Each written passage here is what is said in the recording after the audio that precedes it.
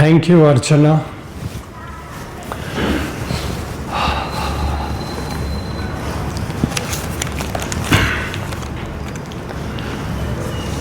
I will share with you a small incident from Mahabharata. After the great war of Kurukshetra, Pandavas decided to perform Ashwamedha Yagna. Now this Ashwamedha Yagna required that King Yudhishthir had to give presents, some kind of gifts to all the participants. But he faced a challenge because he had a huge treasure and he didn't know what to give, because his intention was to give something that would really benefit each participant. Today, my position is something like Yudhishthir. The amount of wealth and the insights which Sri Aurobindo and the mother has on psychic being is huge and vast. Not only psychic being, but even from the point of view of sadhana of the psychic being is also huge and vast. It's impossible to bring all that into this 3 hours talk. So what I had to do was select that which would really make a difference.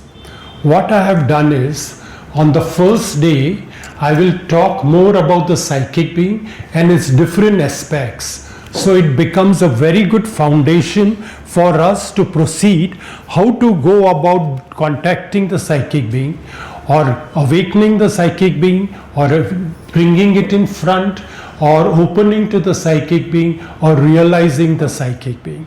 Most of it will be done tomorrow. Today we may cover 2 methods about it, but it will be this.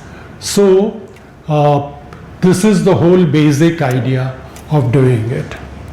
To begin with, I would like to bring out the importance of psychic being in Sri Aurobindo's yoga or in spiritual life.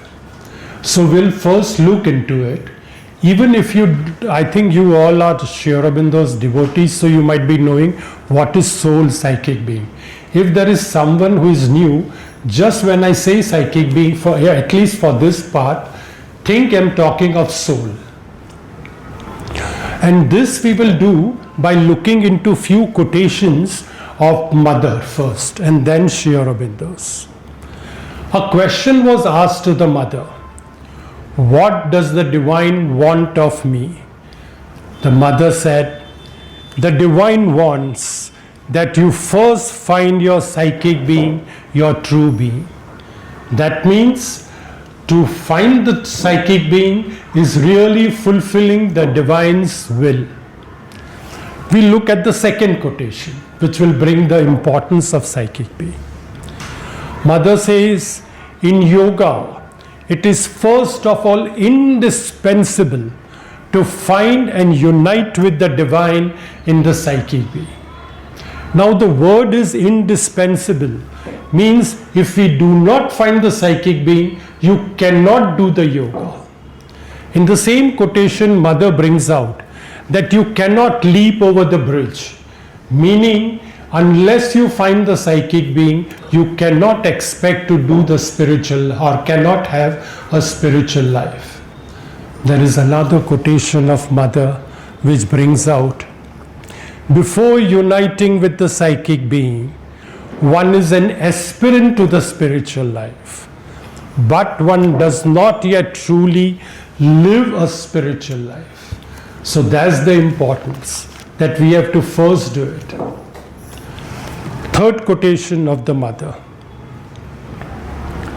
In truth, the only thing that is truly tragic. Now what do we mean by tragedy? If a young person dies, we say it's a tragedy. If someone loses a job or meets with an accident, we say it's a tragedy.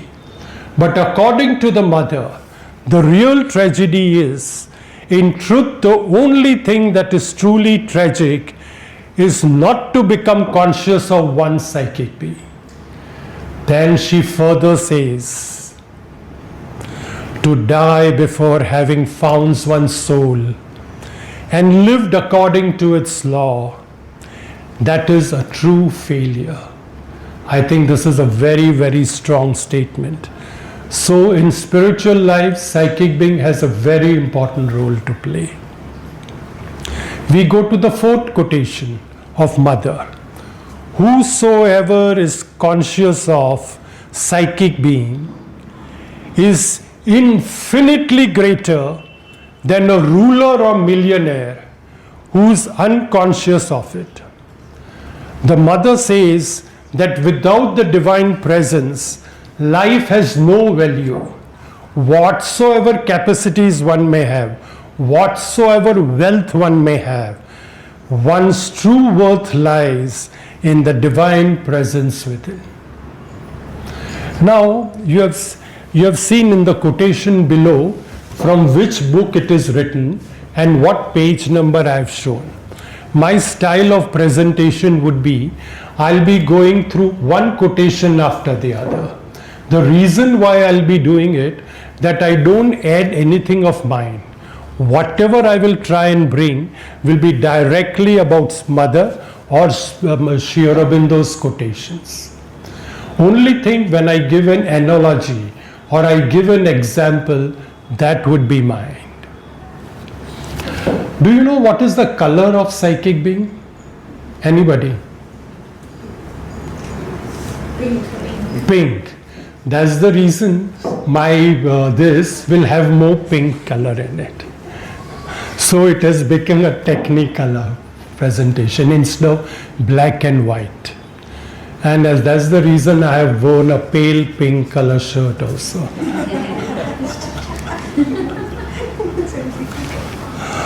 Okay, now we go to Sri Aurobindo's quotation of how the importance of psychic being. Sri Aurobindo says, if the psychic nature does not come to the front. Now, psychic nature come to the front means one is absolutely under the psychic influence. But not coming to the front means there is no influence of psychic being. Then he says, nothing genuine has been done. Nothing genuine means nothing real has been done. Then he further says, in the same quotation, before this, he brings out that if one does yoga, one can have great realization in the mind and reason. One can have great realizations in the vital. You know, people move objects without touching it. That's the power of the vital. One can have lot of physical siddhis, means, you know, one can have lot of fasting or stand on one. But he says that doesn't make a difference. What is important is, if the psychic nature does not come to the front, nothing genuine has been done. And then he says, if there is a new birth into psychic consciousness, means we are absolutely under psychic influence, then the yoga can be done. Otherwise, it is impossible. When he says impossible, that is the real value of psychic being. So it's really, really important that one, if you want to lead a spiritual life, one has to have a psychic contact. Second quotation of Sri Aurobindo. If the inmost, these are actually gist of the quotations, trying to keep as much as possible the words of Sri Aurobindo and the Mother. Sri Aurobindo says, if the inmost soul is awakened, then the integral yoga can be done. If there is a refusal of psychic new birth, means if the psychic doesn't come into our life, then there'll be a failure in sadhana. And we'll see one more quotation of Sri Aurobindo. He says the main principle of personal sadhana. When we do sadhana, there are many things one has to do. He gives 2-3 things, but he ends the quotation with, is the opening of the psychic being from within and it's coming in front to govern and change mind, vital and physical consciousness. When the psychic being comes in front, then it really transforms our mind, vital and physical, our outer being. I think these 7 quotations are more than sufficient for us to bring out the importance of the psychic being in spiritual life. Though there are many quotations which brings out the importance of the psychic being. Now we will try and see what is soul. So the chapter 2 is what is soul. The soul is a spark of the divine. The soul is a portion of the divine. If the soul is a portion of the divine, then it must have all the qualities which the divine has. The soul is not born, nor does it die. The soul is eternal and stable. It is forever and ever. We know what the Gita says about the soul, and Sri Aurobindo in the essays on Gita brings out that the soul is not slain with the slaying of the body. Sri Aurobindo says, who can say this, slay the soul? We know in Gita it is said, weapons cannot cut the soul, nor the fire burn the soul, nor can the waters drench the soul, nor do the winds dry the soul. Now, as we all of us have soul, so the soul is the divine made individual without ceasing to be divine. So we all have a soul which is our individual soul, and it doesn't cease to be divine. So to find one's soul is to be united with the divine. There is one sentence in Life Divine which says, true soul burns in the temple of inmost heart. Now I am going to stress on what is this inmost heart. Many times Sri Aurobindo refers to the soul or psychic being as an inmost being. We must understand that there are 2 different consciousness in human beings. One is the outer being, our mind, vital and physical, and the second is the inward being. Now this inward being is comparatively huge, much bigger than the outer being. And Sri Aurobindo points out, the outer being, mental, vital and physical, has been brought up in ignorance and is full of defects, imperfection and impurities. The inner being is also called the subliminal being.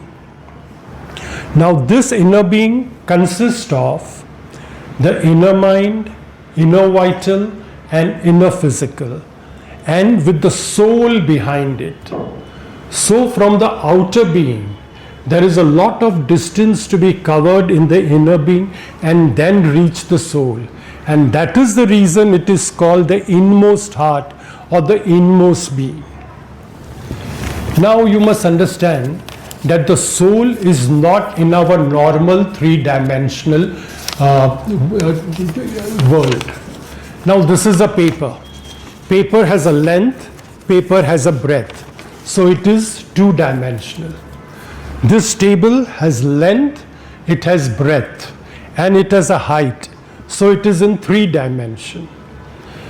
Mother says, and Sri Aurobindo also points out, that soul is the inner being and the soul are not in 3 dimensions, but in absolutely another dimension. Now what that other dimension is, we just do not have an idea, nor can we imagine what it could be.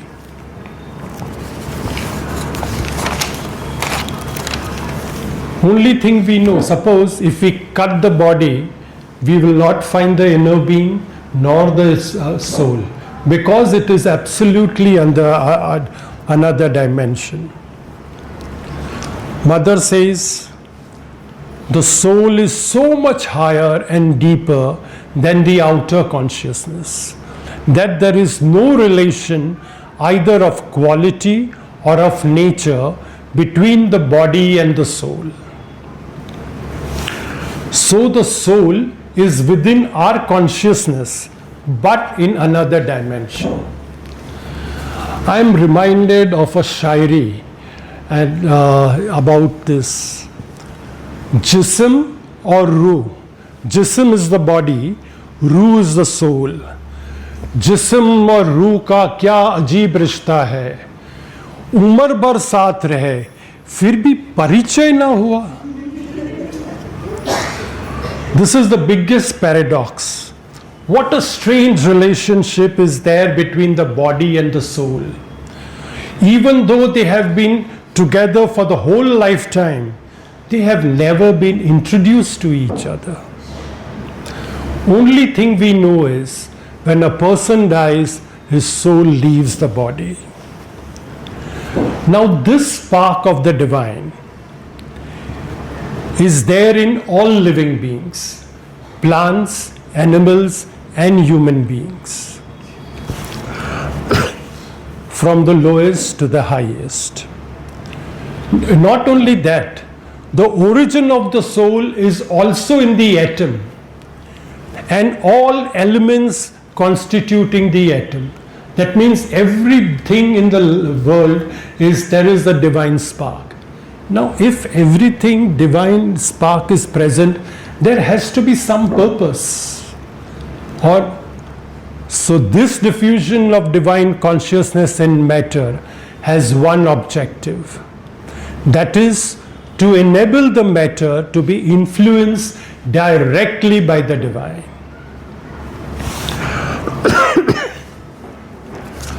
However, this idea that we all have a soul, and to realize the divine we have to go into the soul, has been in the Indian culture since ages. More than 600 years back, the poet and a saint Kabir said, "Moko kaha dhunde re bande, main to tere paas mein." In the whole poetry, it's trying to say, hey man, where are you trying to search for me? I am within you. And in that poem it says, you don't have to go anywhere, nor in mandir, nor in masjid, nor in Makkah or anywhere. Go within and you will find the divine in you. Now, you will observe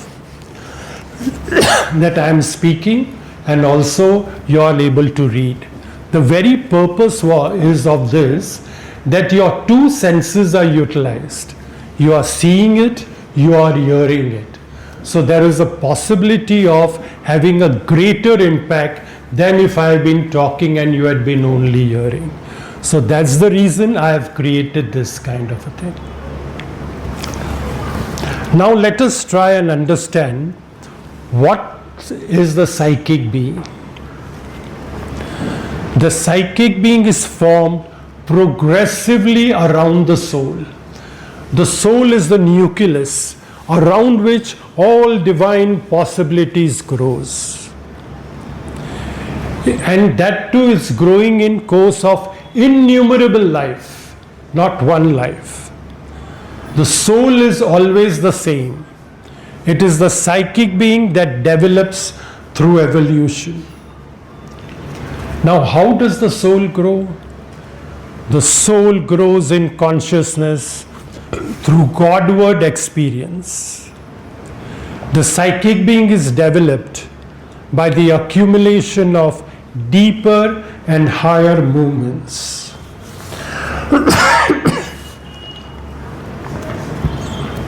Actually, the soul grows through all different experiences in different lives.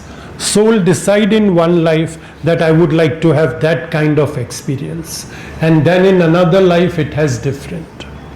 Now the next quotation, Mother explains beautifully how the psychic being is formed and how it grows. Mother says, whatever portion of the outer life, means whatever portion of our mind, vital or physical, succeeds in coming into contact with the psychic consciousness, or is even influenced by the psychic consciousness, that is taken up and lodged on the soul. There it remains in the psychic being as this living memory and permanent position. So that is how whatever part comes on the psychic consciousness, it slowly attaches itself and it grows. The psychic being progress is similar to that of a growing child. Now, most of the time, in most of the people, psychic being is in the process of making. It is not completely individualized, it is not completely grown, or not completely fully conscious. It requires innumerable lives to grow and become completely individualized.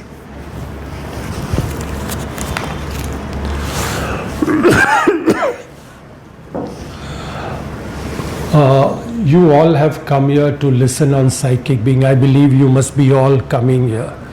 And you know who drives you to go to spiritual life? It is the psychic being. So, the psychic being is the secret cause of men's turning towards spiritual life. Not only turning to spiritual life, but psychic being, in fact, in spiritual life is a great help. So, importance is, that's the reason there is an importance of it. We don't feel the presence of soul. So a question was asked to the mother. What is the most effective means of awakening the psychic being? Mother replied, psychic being is already wide awake. It acts, but we are not conscious of it. We consider it sleeping because we are not in contact with our psychic being. Now in the next quotation we'll see mother says, if there was no psychic being in human being, then what would be the condition of the human being? Without the inner will of the psychic being, human beings would be quite miserable, dull, and would have an altogether animal life. Without the presence of the psychic, there would never be any sense of progress or nor even a will to progress. In fact, whenever we get aspiration, it is due to the psychic being. Now, what is the power of psychic being? Power of psychic being is not knowledge. The psychic being's power is the spiritual feeling, an inherent perception of the truth. Psychic being by itself will tell you this is right, this is wrong. It will not be, maybe not be able to explain you what is right and why it's wrong, but it feels it absolutely. Psychic being is an ever pure flame of divinity. Nothing that enters into psychic being's experience or our experience can pollute this purity. Psychic being is immaculately pure, spotlessly pure. Now, psychic being is deeply conscious of the truth, good and beauty. Why? Because the good and beauty are similar to its own native character. Now, the psychic being is conscious of the truth, but it is very much aware of what is falsehood. Psychic being is conscious of good, but it is very much aware of what is evil. Psychic being is conscious of beauty, but it is fully aware of what ugliness is.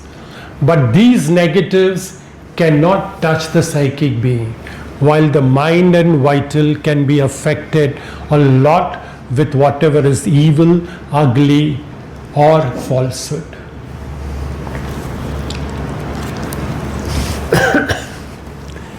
In life, the psychic being seeks the spiritual reality through the good, true, and beautiful, and also through all that is pure, high, and noble. In fact, when we say I, generally it's the ego, but our real true being is the psychic being.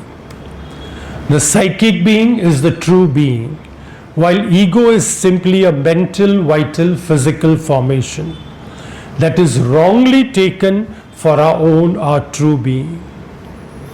The ego is only an outward false substitute for the psychic being is that truly supports and holds together all our experiences. What is the purpose of psychic being? Psychic being is there to support natural evolution. And the first natural evolution must be the development of mind, life, and body. We will later see how psychic being nudges and tries to develop the mind, life, and body when we come to that. Now the soul gathers the essence of all our mental, vital, and bodily experience. It is gathering the essence, not the experience itself, and assimilates for further evolution. But this action is hidden, occult, not noticeable in surface. As I'm trying to bring out not my interpretation, once Sri Aurobindo said, the essence of a warrior which the soul gathers is loyalty, nobility, and high courage. In fact, the psychic being comes with a definite purpose to go through a set of experiences and to learn and make progress. Mother in this quotation explains that a psychic being once decides to have a royal experience, a person who has a power, who controls the power.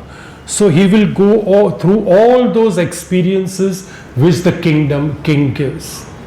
Once that experiences are over, for the next life it will have an entirely different way, nothing to do with the royalty or the king.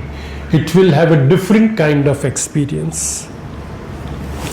The life of a psychic being is made of successive experiences in successive physical existence. After the psychic being has had the experience it wanted, and before leaving the body, the psychic being can decide that in the next life it will take to birth even an entirely different experience, and according to that it will approach the divine. But this decision is taken by the psychic being. Mind and vital has absolutely no role to play in it. Now we will try and see what is the place and form of the psychic being.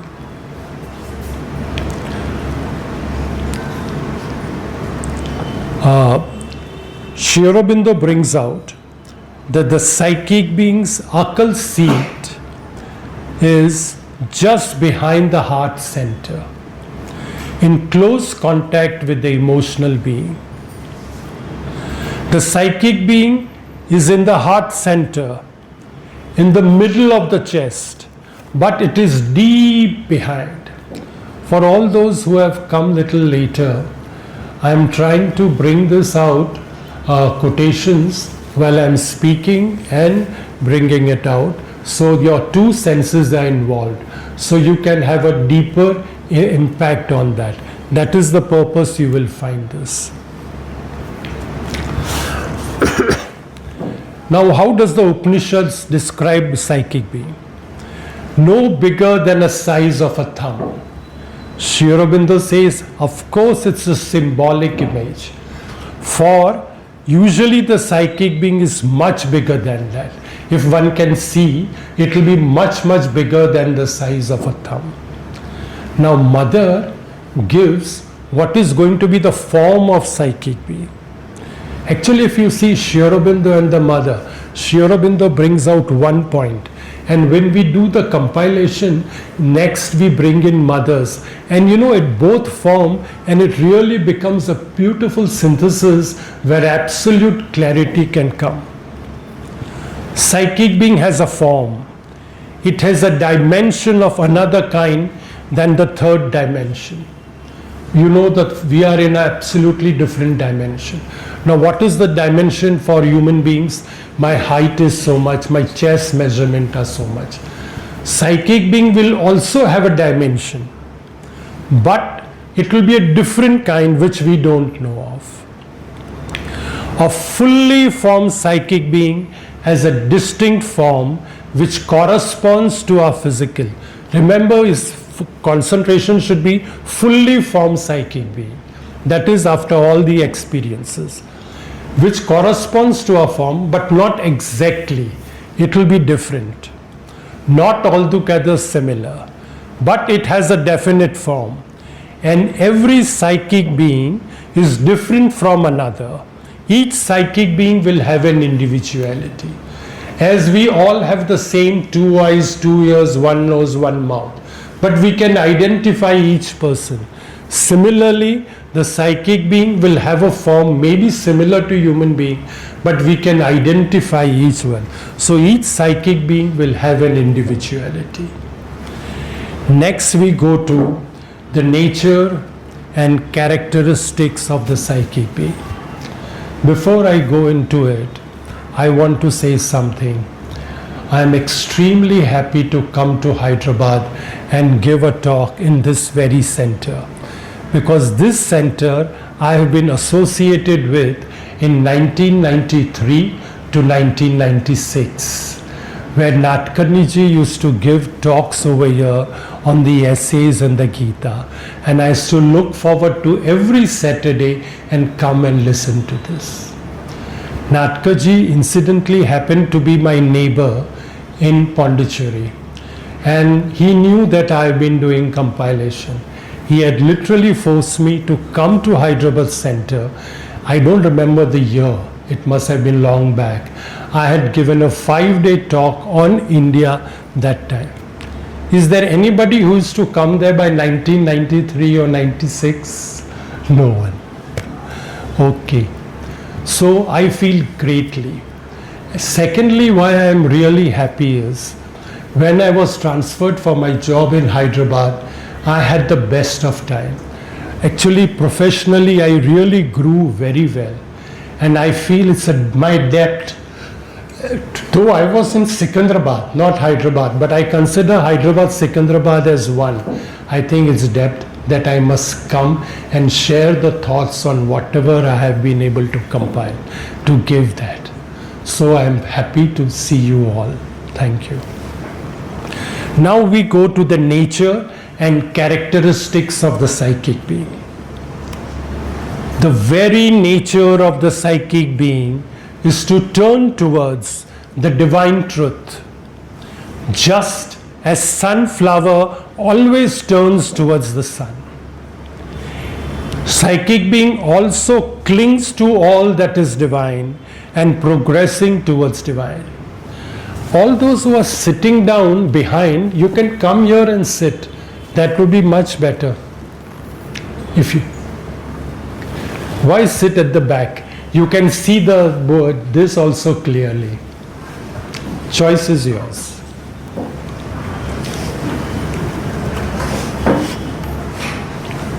Secondly,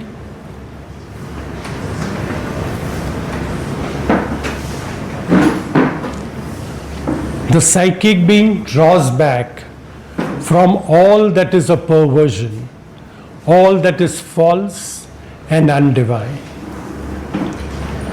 Now, psychic being's character is one-pointed orientation towards the divine. If we have to compare this one orientation, you can compare with the compass. Compass will always point you to the right direction and take you.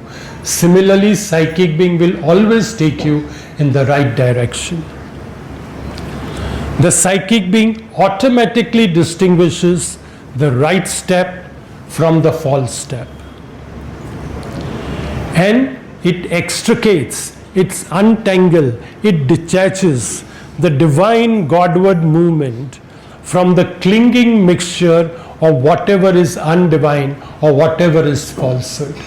So you can say psychic being is like a powerful magnet amidst the clutter of iron filings and sand.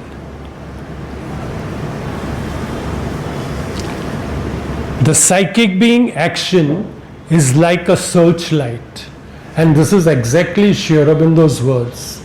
And in fact, you see all the 4 last ones I do in Sri Aurobindo's synthesis of yoga, it all comes in a single line.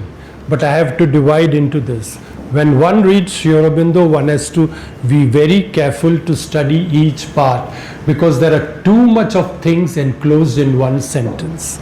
The psychic being action is like a searchlight, showing up all that has to be changed in the nature.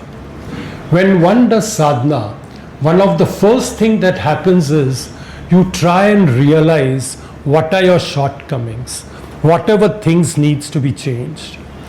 But that shortcoming has always been there, but we have never realized it.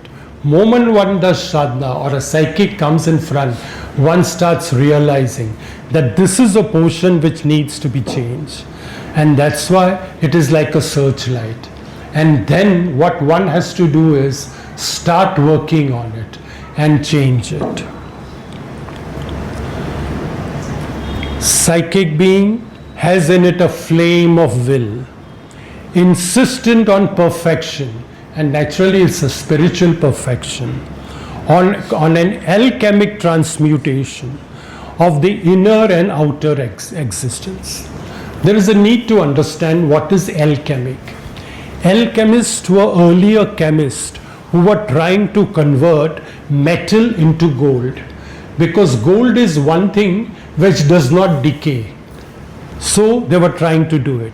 So in spiritual life, alchemic transmutation or alchemic transformation is a transformation where all our lower energies will be converted into higher divine qualities. And there is a quotation of the mother which brings out what are those qualities and what it does. Though this quotation is not there in the book, compilation. Alchemic transmutation in yoga, it's changing jealousy into generosity, wickedness into goodness, fear into fearlessness, doubt into faith, ignorance into knowledge, falsehood into truth, and confusion into order.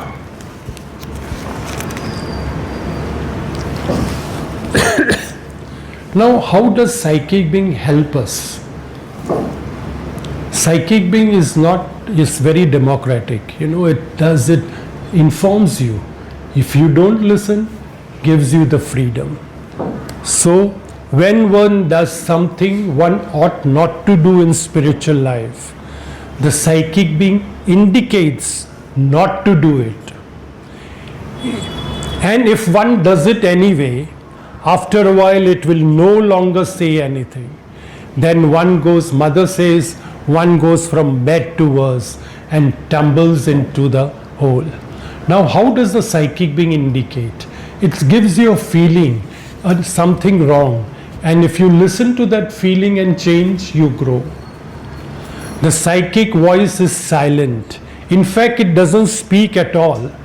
It manifests in a form of an understanding or a knowledge, rather than in words. Now, this psychic voice should not be confused with voice of conscious, because voice of conscious is a mental voice. The voice of consciousness is only mental. The psychic voice is deeper and more seldom heard, and yet to follow it when heard is the wisest. But one should be sure it's psychic voice. Now, there is another quality of psychic being. According to the experience of many yogins, It is from the depth that there comes a voice or breath of inner oracle. Oracle is you are able to forecast what's going to happen. So the oracle is a power of foresight, and it is in the psychic being. The more perfect the contact, the more perfect the power of oracle.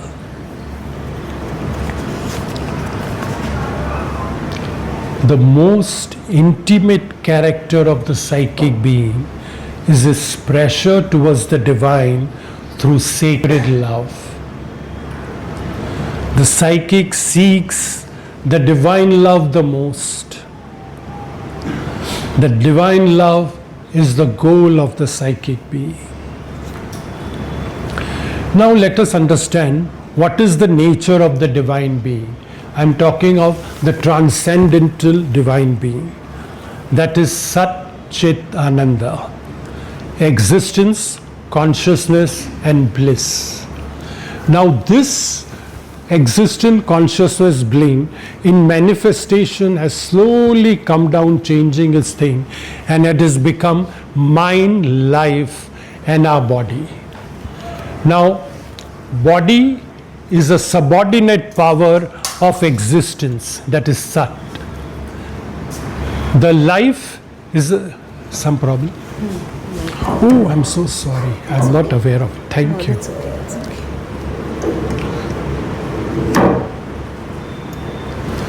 When I talked of that, when it came down, I never realized this has come down. Satchidananda, it's consciousness Yeah, taking it down. So I was saying, Sat, I mean the physical body or matter has come down and become body or earth.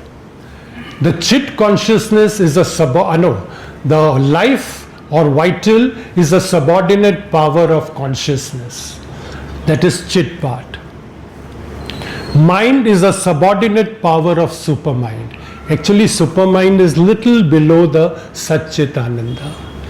And soul or psychic being is a subordinate power of Ananda, the bliss. Now don't confuse bliss, do you all know, with pleasure. This is something extreme which one can never have. So, the true psychic entity is a projection and action of the infinite bliss. Now, Sat Chit Ananda is full of bliss. Even the cosmos has a divine delight. Then one can ask, why don't we feel the infinite bliss? And Sri Aurobindo explains. In the individual, owing to the action of ignorance and division which we all live in, bliss is held back in the subliminal and the superconscient parts of the being. Now, in subliminal, what do we have? Is the presence of the psychic being. Again, this has come down. Huh?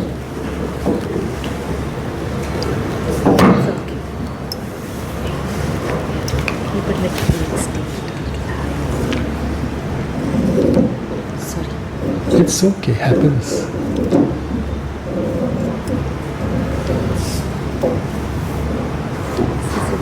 Yeah. You know what does this teach us? If any disturbance comes, don't be disturbed and you carry on. Falling down is not a problem. Once you have fallen down, get up and start walking. Okay. So,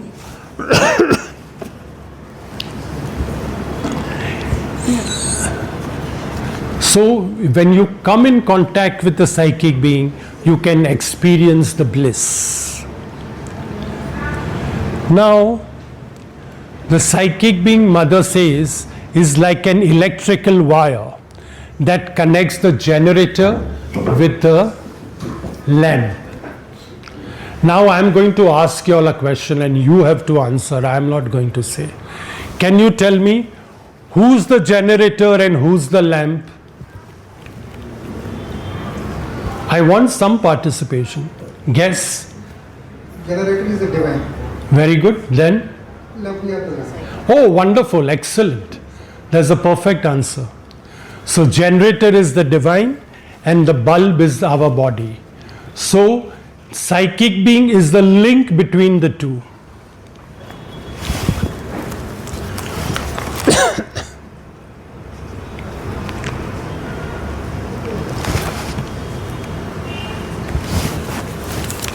Sorry.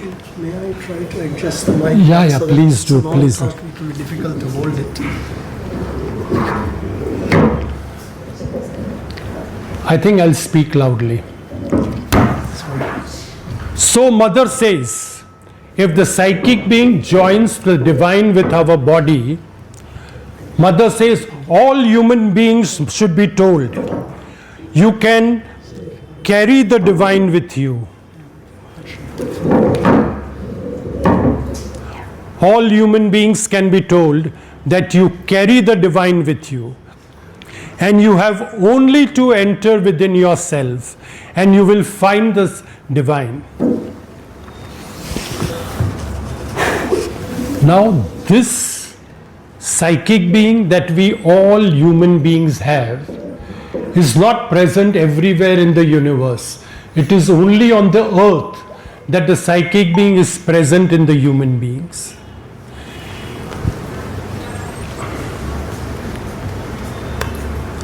The presence of psychic being makes a man an exceptional being. All inhabitants of the higher world, the higher mind, overmind, and other regions have no psychic being.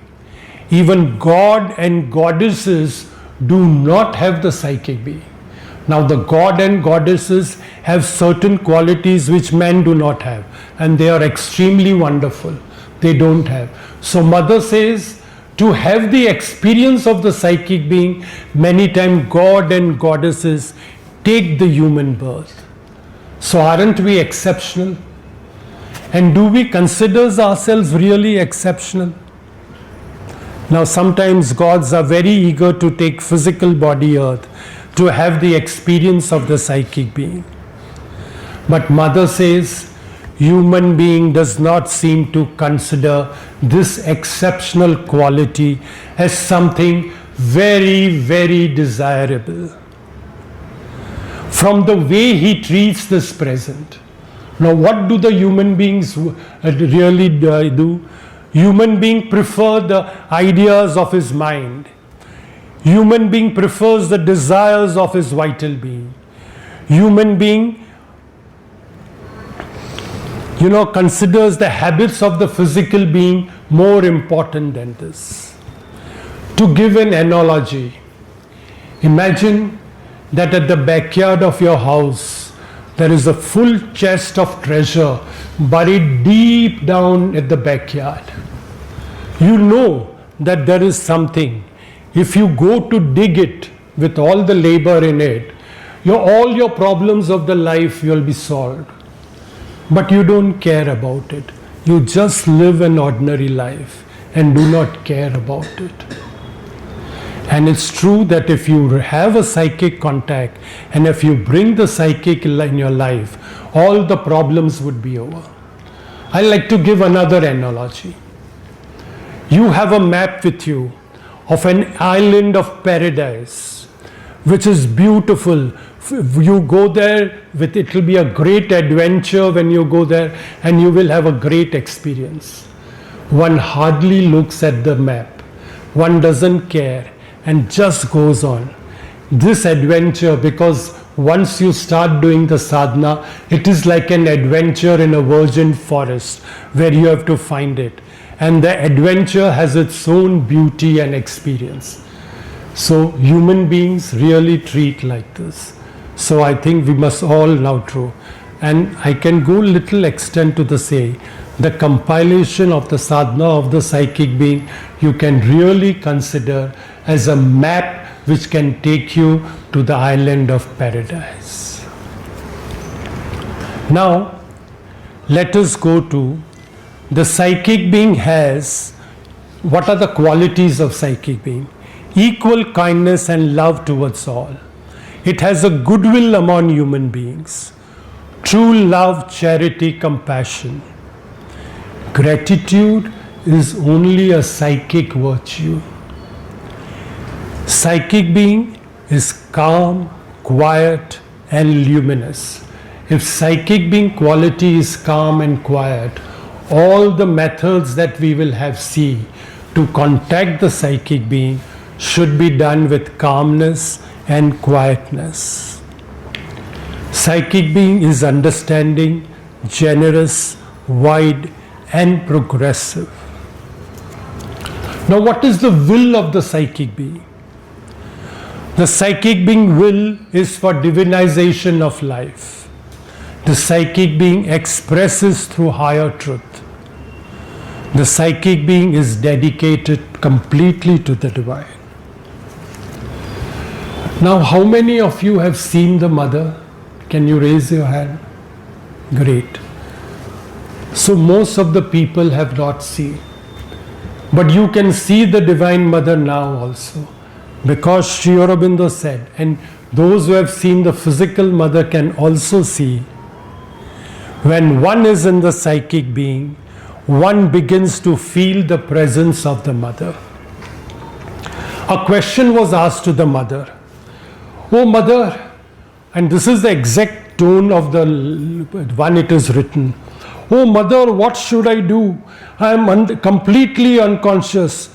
Mother, where are you? The mother says, I am always present in your psychic being. It is there that you can find me and must find me. Another question was asked to the mother, maybe by a different person.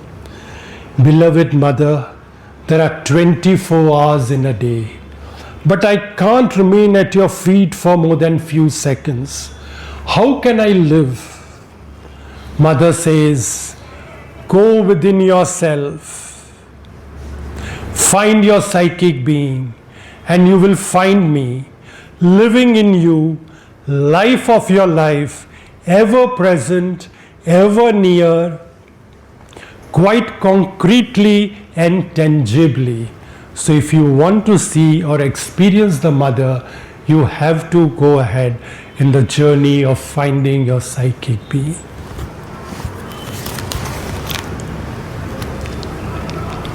A question was asked to Sri Aurobindo that if one wants to have grace of the mother, what should one do?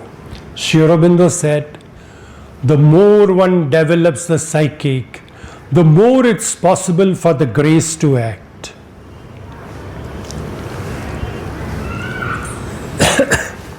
Now, we saw that soul is a part of the divine and psychic being is around it. So you can say psychic being is a part of the divine. Now, divine present in psychic being form, it has a different form, and that is the natural attitude of the psychic being is to feel itself as a child, the Son of God. In the dynamics of manifestation, in identity, there is a difference. So whenever in sleep one sees a newborn child, Sri Aurobindo brings out, it could be referring to your psychic being. And what is the symbol of psychic being? Infants in the mother arm is the symbol of psychic being. I will tell you a small story of an ancient time. There was one king who was absolutely realized the divine and was a saint. He was living in a huge palace with lot of rooms, and there were underground rooms also. Now surprisingly, this king lived, gave the reign of this whole kingdom through his 3 ministers and hid himself in a remote room behind. He would send sometimes some messages to his ministers, and if ministers do not obey or do not do it, he will just keep quiet. He was waiting for them that the ministers should develop and grow. Now you might be wondering who this ancient king is. This king ancient is not only ancient but is present today in our lives. This king is our psychic being and he has hidden deep inside. And the three ministers are mind, vital and physical. And it tries to give the information. If mind, vital doesn't listen, it keeps quiet. He waits for our mind and vital to develop. So now we will see the psychic influence in ordinary life.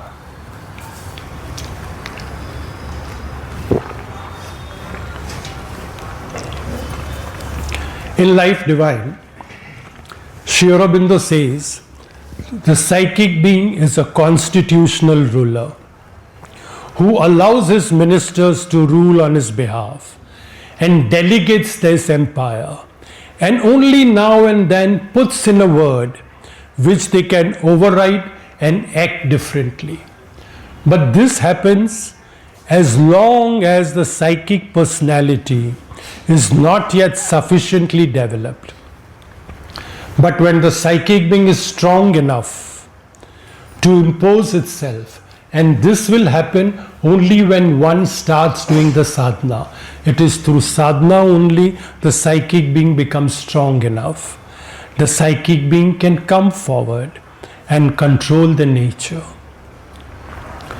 It is by coming forward of the psychic being, of this true monarch, and is taking up the reins of the government, that there will take place a real harmonization of our being and our life.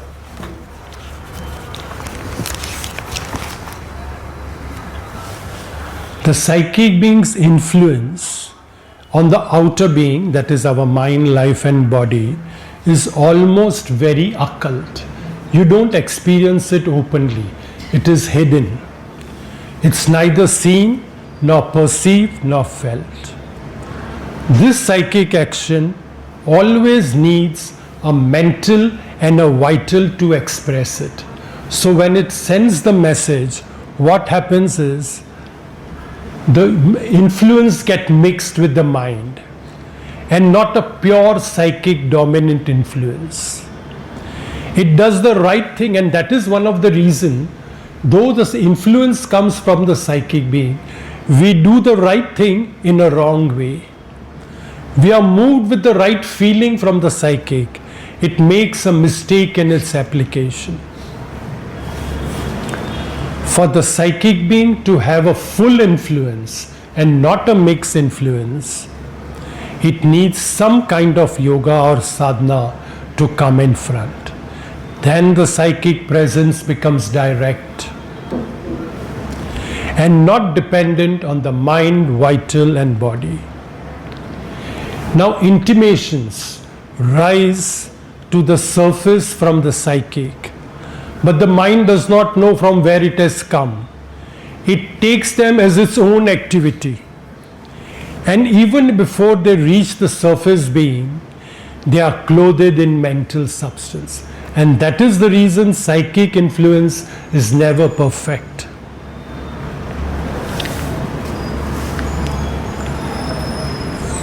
Because we are separated from our inner reality, there is an imperfect communication with the outer being and the psychic being. What happens? The passage from the outer being to the psychic being is really not perfect. The road is ill-built and easily obstructed. From the psychic, the wires of communication are often cut or crowded with another kind of communication.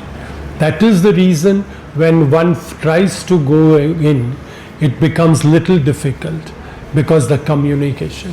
Now here in Life Divine, Sri Aurobindo brings out the problem.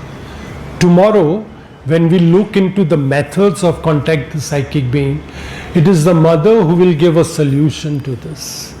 And that's the beauty. Combining mother and Sri Aurobindo together gives a real perfect answer.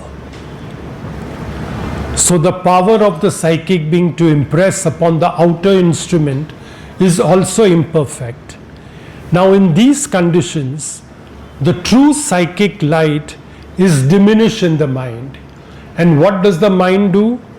It becomes a mere idea or opinion, though the influence might have been greater. So generally mind problem is, oh, this is the only truth. It takes up one part and it says this is the only truth. The true psychic feeling in the heart is distorted into an imperfect emotion or mere sentiment.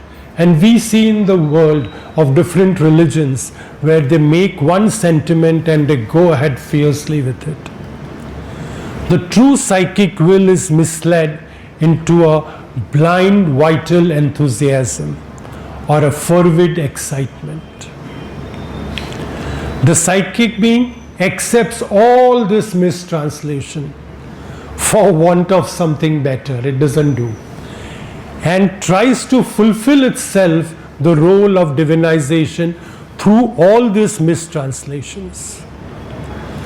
The work of psychic being is to influence the mind, heart and the vital being and turn their ideas and feelings and enthusiasm and dynamism in the direction of what is divine. But this has to be done at first imperfectly, slowly and with a mixture. As the psychic being goes stronger, and when will it go stronger? When person does the sadhana or yoga. It improves its communication with the surface. Then it can transmit its intimations to the mind height with the greater purity and greater force, for it is able to exercise strong control and react to the false mixture. Now Mother explains in the next quotation how this influence works. So a question was asked to the mother, how does the soul influence a being who is normally absolutely unconscious? The soul influence is a kind of a radiance. It's a bright light that penetrates to the most opaque substance. Like X-ray can penetrate, so this radiance, even through opaque substance, it goes and touches it. And X even in the unconsciousness. You can take another analogy as when you heat a substance, slowly the heat travels inside. And when the heat goes in, the hard matter becomes little softer. So that's how it slowly penetrates, goes in and really tries to work. But this action is slow and takes a very long time to obtain a perceptive results. Now a question can be asked, why the psychic influence is not direct? Sri Aurobindo answers, this is not our first life. We have lived many lives. For all these lives, we have never tried to contact the psychic being.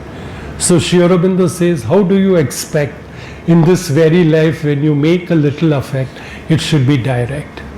Now in this life what we do? We give importance to our mind and vital, my ideas, my vital, my all desires, I want this, I want that, all our habits.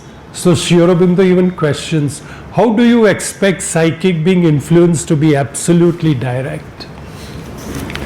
Not only that, the ego with its claim and vital with its desires is always the main obstacle to the emergence of the psychic. For ego and vital will make a person and live for one's own sake, for selfish reason, while psychization, when psychic influence is complete, it makes you live and act to do the sadhana for the sake of the divine.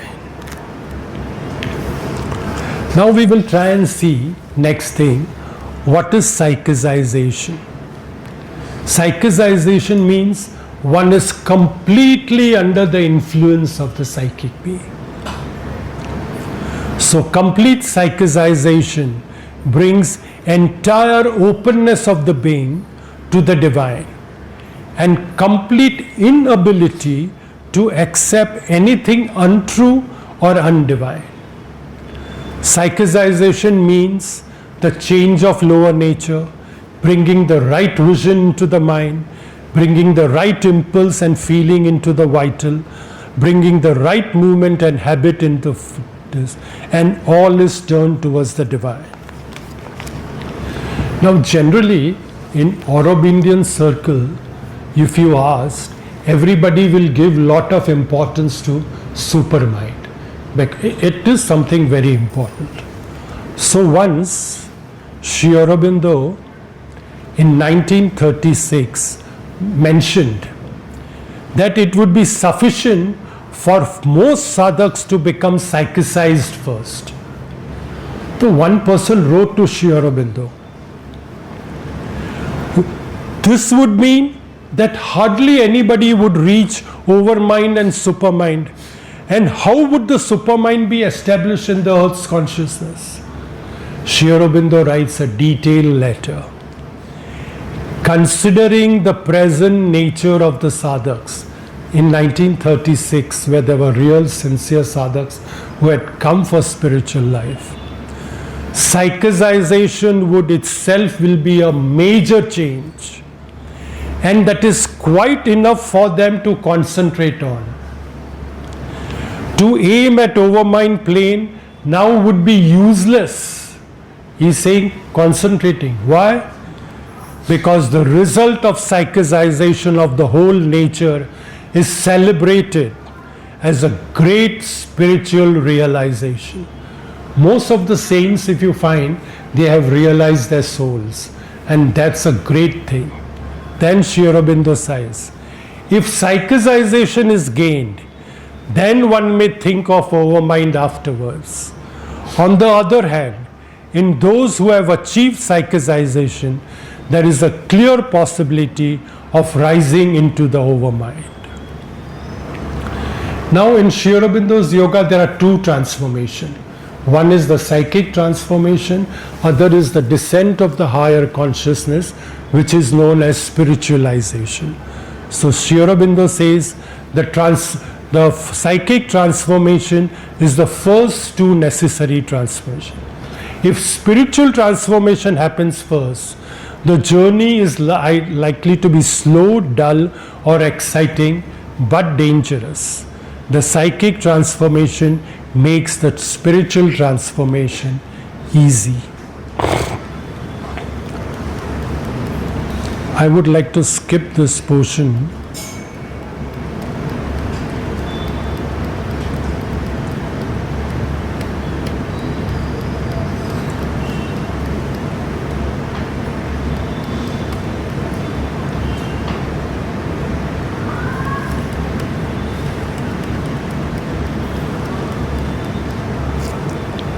Yeah.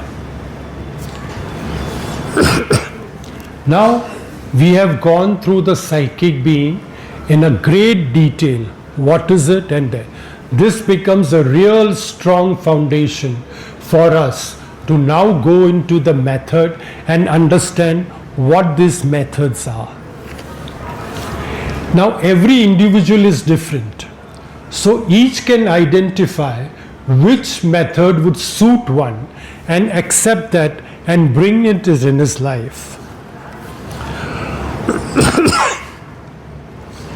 I have divided the methods into two parts.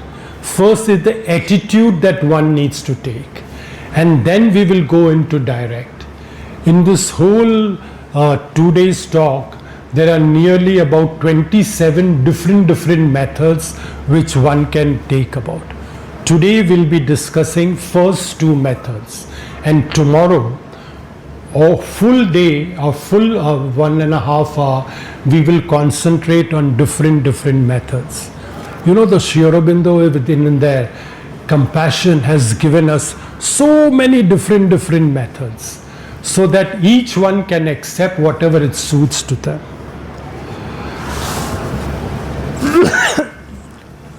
So we go to the next one, the two most powerful levers.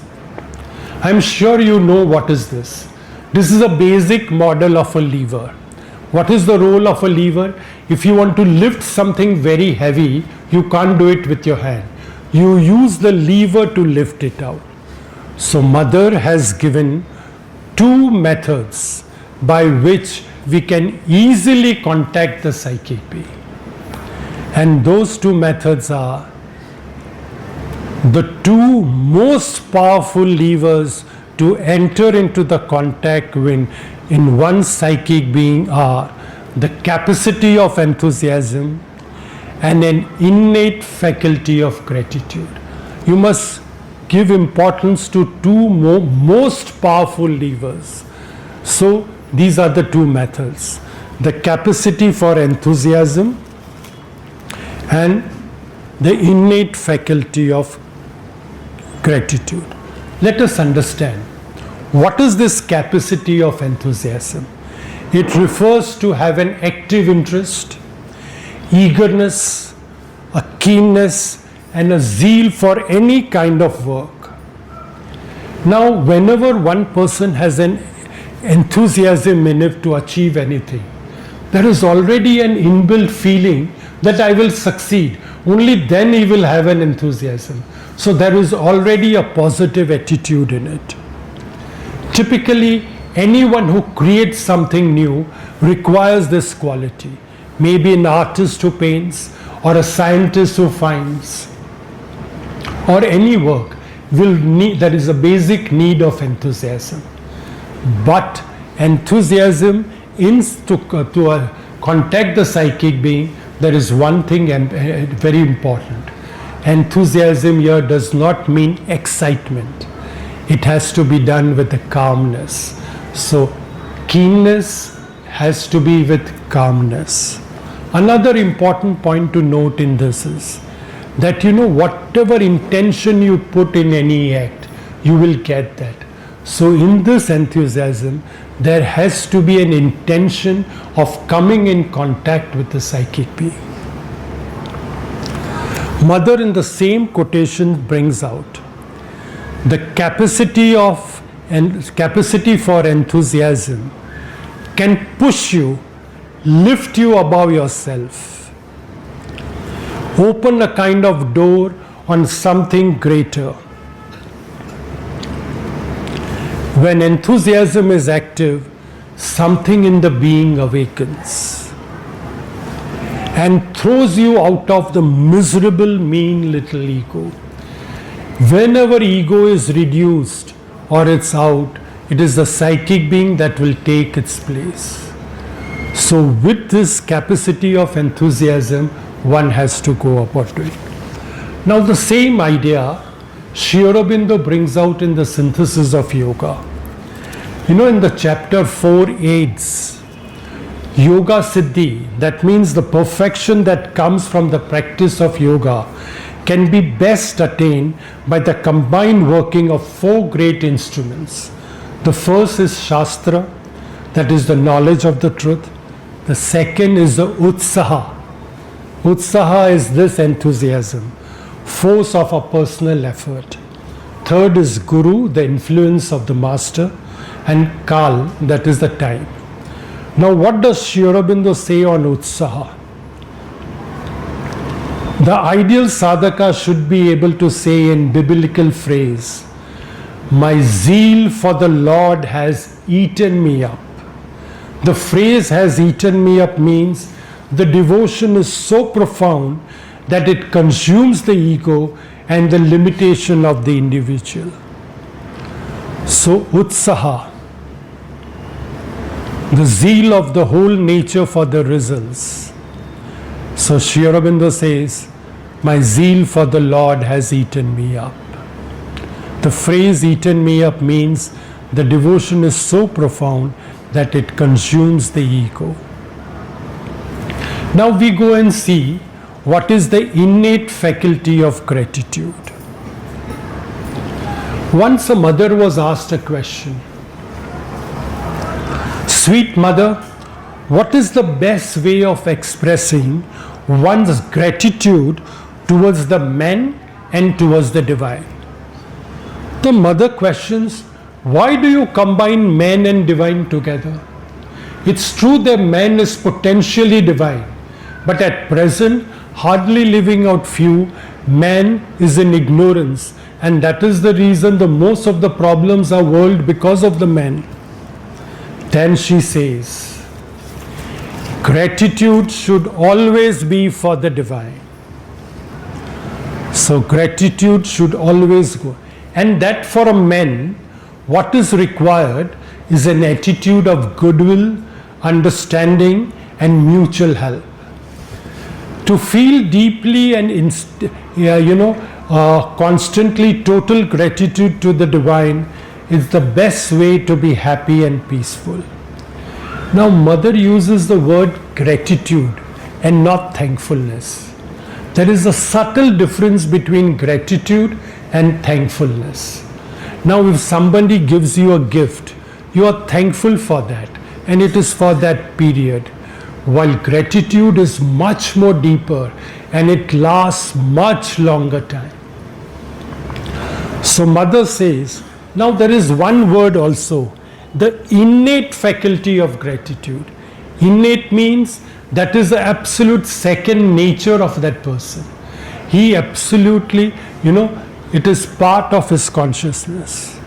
So Mother says, those who have the innate faculty of gratitude will respond to warmth, devotion or joy to everything that is marvelous, beautiful, and feel infinite grace behind it.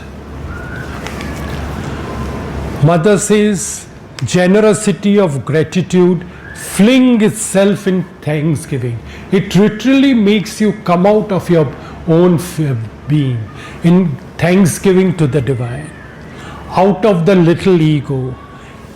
And whenever ego is reduced, we know that we are able to contact the psychic being. Then the Mother says, the contact with the psychic being was very frequent, almost constant, with those who have innate faculty of gratitude. Gratitude towards the divine is a loving recognition of the grace which we have received from the divine. Gratitude is essentially a psychic virtue. So, if one has these two great attitudes, prepare people the most to come in contact with the psychic being.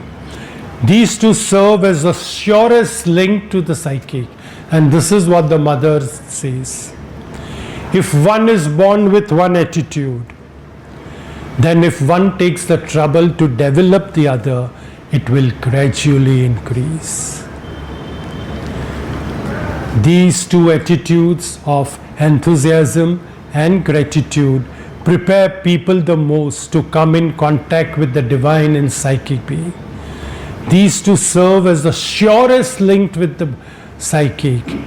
If one is born with one attitude, then one takes the trouble to develop the other, it will gradually increase. Now when I am on gratitude, I think I have to give thanksgiving to few people. Firstly, I am extremely thankful to Archana Uday Kumar, who has been doing, proofreading of all my this. And what she writes back when she does it, some beauty, she's so touched in a simple sentence. And I used to feel so happy seeing that writing. I used to feel this work is given to the right person because it's taken in the right way. My second gratitude is to Srinivasji, who has arranged this so beautiful well. But my intense gratitude is to Sri Aurobindo and the Mother. They have left such a vast insights and knowledge into all that they have left. In fact, after leaving the physical body, we don't miss them because you just dive into their works and you find the gratitude. And I am this with the same intense gratitude to the divine. And if one really observes in one's life, one will feel Mother has really saved us, and this for sure you all will feel it. You must have experienced it. They have saved us. They have saved us from falling. So with this intense gratitude, I end my talk of today. Thank you.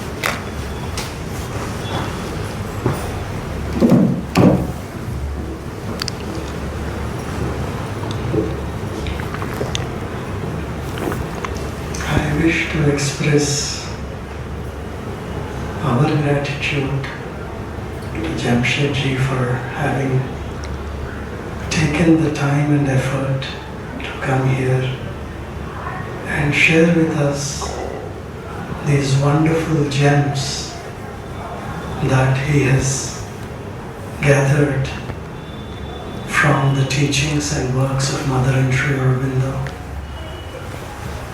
The